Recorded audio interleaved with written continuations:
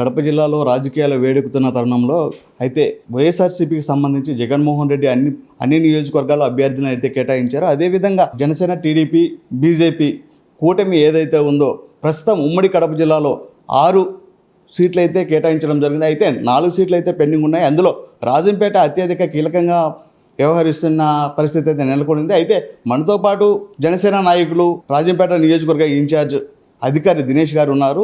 ఆయన అడిగి మరిన్ని విషయాలు తెలుసుకుందాం. అన్న, చెప్పండి, ఇప్పటి వరకు రాజకీయాలు ఏడెక్కుతున్న సందర్భంలో ప్రస్తుతం రాజంపేట టికెట్ అయితే ఎవరికి ఇస్తారు ఏంటనేది అర్థం కాని పరిస్థితి అయితే నెలకొనింది. అయితే మీరు కూడా ఆశాభావం కూడా వ్యక్తం చేస్తున్నారు. అయితే మీకు కూటమి టికెట్ అయితే ఇస్తుందనేసి అభిప్రాయపడుతున్నారా?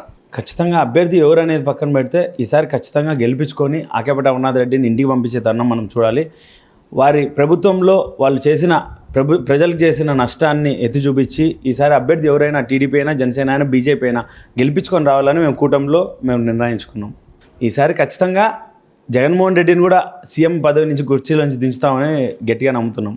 అయితే రాజంపేట నుంచి చూస్తే రాజంపేట నియోజకవర్గం సంబంధించి వైసీపీ నాయకుడికి ఆకేపట్టి అమర్నాథ్ రెడ్డి కూడా టికెట్ ఇవ్వడం జరిగింది. అయితే వారి నుండి పోటీ గట్టిగా ఉంటుందని భావిస్తున్నారా, లేక అదేవిధంగా ఆయన నుంచి కూడా కొంతవరకు థ్రెట్ ఉందనేది కూడా మనకు తెలిసింది, అదేమంటే దానిపైన మీరు ఏమంటారు? మా మీద ఒక ఏటు పడితే మా అధ్యక్షుడు పవన్ కళ్యాణ్ గారే రావడం జరుగుతుంది. గుర్తుపెట్టుకో ఆకేపట అమర్నాథ్ రెడ్డి గారు, మీరు ప్రజలకు చేసిన నష్టం, ఒక అన్నమయ్య డ్యామ్ తెగిపోతే మీరు ఇంట్లో కూర్చున్న తరుణం మేము చూసినాము. పరదాల మధ్యలో వచ్చిన జగన్మోహన్ రెడ్డి 3 నెలల్లో ఇల్లు కట్టిస్తా అన్నాడు. ఇప్పుడు కూడా వాళ్ళకి స్థలాలు కేటాయించలేదు. ఇట్లాంటి ప్రభుత్వంలో మీరు మరీ అరాచకాలు చేస్తాము, బెదిరిస్తాము, దౌర్జన్యాలు పాల్పడతామంటే మేము చూస్తా గాజులు దొరుకుని అయితే కూర్చోలేదు. మేము కూడా రాయలసీమ బిడ్డమే. మీరు 2 ఏట్లు వేస్తే మేము 4 ఏట్లు వేస్తామని హెచ్చరిస్తున్నాము. ఈసారి మీరు ఇంటికి పోయేకి రెడీగా ఉన్న సిద్ధంగా ఉన్నానని తెలియజేసుకుంటున్నాను. పవన్ కళ్యాణ్ బాబు షూరిటీ భవిష్యత్ గ్యారంటీ కార్యక్రమంలో భాగంగా అయితే రాజంపేట నియోజకవర్గంలో ఆయన ప్రతి గ్రామం అయితే ఆయన తిరిగి ప్రచారం కూడా నిర్వహించారు. అయితే ప్రజలు కూడా అక్కడ ఆయనని ఎలా ఆదరించారనే విషయాన్ని మనం ఆయన అడిగి తెలుసుకుందాం. అన్న, చెప్పండి, ప్రజలు అక్కడ మీరు బాబు షూరిటీ భవిష్యత్ గ్యారంటీ కార్యక్రమంలో కూడా మీరు ఒక ప్రజల దగ్గరికి అయితే వెళ్ళారు. అయితే ప్రజలు మిమ్మల్ని ఎలా ఆదరిస్తున్నారు? ఇప్పుడున్న పరిస్థితులు నవరత్నాలు అని చెప్పి ప్రజల్ని ఎలా దోచుకుంటున్నారో చూస్తున్నాము. రేపు రాబోయే ప్రభుత్వంలో మేము ఎలా అంటే మనం కొత్త కంపెనీస్ తెచ్చి దాని నుంచి ట్యాక్సెస్ తెచ్చుకొని, ఇన్వర్ట్స్ తెచ్చుకొని, మనకి ఇన్ఫ్రాస్ట్రక్చర్ డెవలప్ చేసుకొని, కొత్త పరిశ్రమలు తెచ్చి ఉపాధి కల్పించి, యువతకు ఉపాధి కల్పించి, అలానే రేపు రాబోయే తరాలకి మనము గ్యారంటీగా ఉంటామని చెప్పి చంద్రబాబు నాయుడు గారు ఏదైతే చెప్పారో, ముఖ్యంగా మహిళలకి ఈ రాష్ట్రంలో భద్రత అనేది లేకుండా పోతుంది. రాజశేఖర రెడ్డి గారు ఉన్నప్పుడు మహిళలకి ఎంత ప్రాధాన్యత ఇచ్చారో, జగన్మోహన్ రెడ్డి వాళ్ళకి భద్రతకి ఇతను ప్రాధాన్యత ఇవ్వలేకపోతున్నాడు, మనం చూస్తున్నాం. అదే విషయాన చంద్రబాబు నాయుడు గారు ఒక డెసిషన్ తీసుకున్నారు. మహిళలకి బస్సు ఫ్రీ చేశారు. అలానే గ్యాస్, మనం ఇంటింటికి సిలిండర్ గ్యాస్ ఇవ్వడం జరుగుతుంది. రేపు రాబోయే ప్రభుత్వంలో ఆడవారికి 1500 చొప్పున ప్రతి ఇంటి ఆడబిడ్డకి మనము డబ్బు ఇస్తాము. అలానే ఏదైతే పథకాలు మనము ప్రభుత్వంలో రేపు రాబోయే యువతకి ఉద్యోగాలు ఎలా అయితే కల్పిస్తామో అనేది మనం మెన్షన్ చేశాము. అదే బాబు షూరిటీ భవిష్యత్ గ్యారెంటీలో ప్రతి ఇంటికి మనం గడప తొక్కడం జరిగింది. ప్రతి ఇంటికి వివరించాము. వారు సానుకూలంగా మనకు స్పందించి వారు ఈసారి తప్పకుండా మిమ్మల్ని గెలిపిస్తాము, అభ్యర్థి ఎవరైనా మా ఆశీస్సులు మీకు ఉంటాయని ఖచ్చితంగా చెప్పడం జరుగుతుంది. అదేవిధంగా రాష్ట్రం అంతా కూడా ప్రతి నియోజకవర్గంలో ప్రతి ఇన్ఛార్జ్ టీడీపీ, ఇటు జనసేన ఇద్దరూ తిరిగి కష్టపడుతున్నారు. ప్రతి ఇంటింట మన సిద్ధాంతాలు అయితేమి, భావాలు అయితేమి ప్రతి ఇంటింట తలుపు కొట్టి మరీ చెప్తున్నాము. అది ఈసారి మా గెలుపుకి ఖచ్చితంగా నాంది పలుకుతుందని మేము భావిస్తున్నాము. ప్రస్తుతం రాజంపేట అభివృద్ధి గురించి అయితేనేమి, అదేవిధంగా రాజంపేటలో ప్రధానమైన సమస్యలు ప్రజలు ఏమైనా మీ దృష్టికి తీసుకొచ్చారా?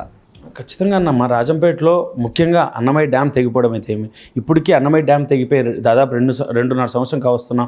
ఇండ్లు స్థలాలు కేటాయించలేదు. అది ముఖ్యంగా ఉన్నప్పటికీ మాకు అన్నమయ్య జిల్లా ఇచ్చినప్పటికీ ఆ జిల్లాకి మాకు ముఖ్యంగా రావాల్సిన ఏదైతే జిల్లా కేంద్రం ఉందో అది తీసుకుపోయి రాయచోటికి ఇవ్వడం, మాకు వచ్చే మెడికల్ కాలేజ్ తీసుకెళ్ళి మదనపల్లికి వెళ్ళడం, అలానే మాకు రేపు రాబోయే ఇప్పుడు రాబోయే ప్రభుత్వంలో మేము కేటాయించేది, మేము అభివృద్ధి ఏం చేస్తామని చెప్పదలుచుకుంటే, ఇప్పుడు మన కడప జిల్లాలో ముఖ్యంగా చూసుకుంటే వలసలు ఎక్కువ వెళ్తున్నారు. అంటే కువైట్, అరబ్, ఒమాన్ లాంటి కంట్రీస్కి వెళ్ళి అక్కడ ఉద్యోగాలు చేసుకుంటారు. అంటే ఫ్యామిలీస్ అంతా వదిలిపెట్టి వారందరికీ ఇక్కడే పరిశ్రమలు ఓపెన్ చేసి, ఇక్కడే ఉపాధి కల్పించి, ఇన్ఫ్రాస్ట్రక్చర్ డెవలప్ చేసి, మనం పెట్టుబడులు తెచ్చి, కంపెనీస్ తెచ్చి పెడితే ఇక్కడే ఉపాధి కలుగుతుంది. ₹4 డబ్బులు సంపాదించుకుంటారు.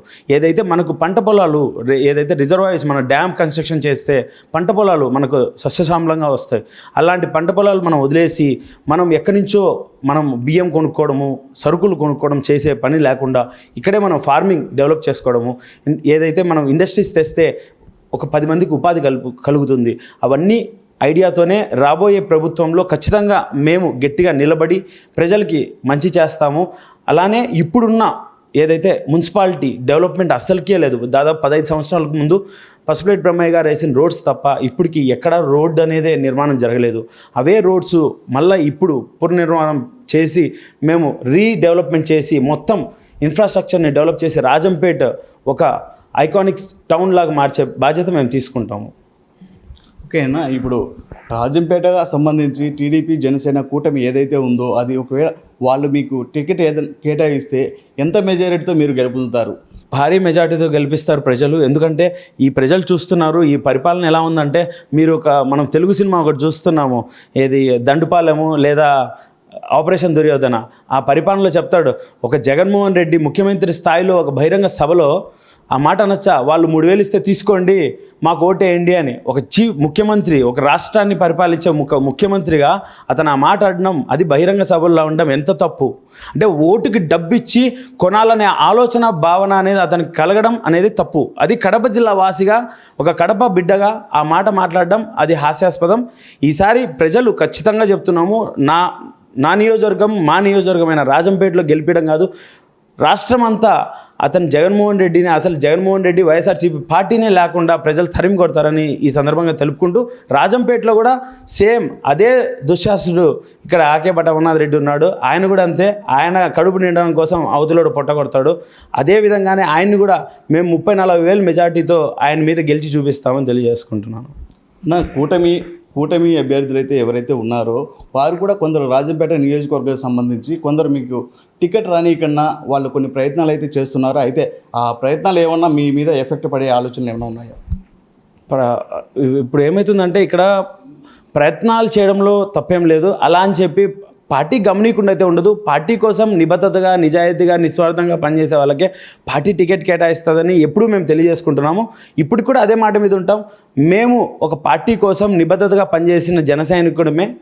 మా పార్టీ అధ్యక్షుడు పవన్ కళ్యాణ్ గారు ఒకటే చెప్తారు, పార్టీ సిద్ధాంతాల పక్కన నడవండి, మీకు ఎప్పటికైనా గ్రోత్ ఉంటుంది, లైఫ్ ఉంటుందని. సో మేము అదే నమ్ముతాము, మేము దాని మీద స్టాండ్ అయి ఉంటాము. వారు ఎన్ని విద్యలు వేసుకున్నా మేము ఎత్తుకు పై ఎత్తేస్తామే కానీ వాళ్ళలాగా నీచ రాజకీయాలు మేము చేయం. రైట్ అన్న. అయితే పార్టీ అయితే టికెట్ కేటాయిస్తే చంద్రబాబు నాయుడు గారికి, పవన్ కళ్యాణ్ గారికి కూడా ఒకటే చెప్తున్నాను, రాజంపేట నియోజకవర్గం నుండి నేను భారీ మెజారిటీతో గెలుస్తానని ఆయన ఆశాభావం వ్యక్తం చేస్తున్నారు. కెమెరామెన్ వెంకటేష్తో కృష్ణ, న్యూస్ 360 కడప.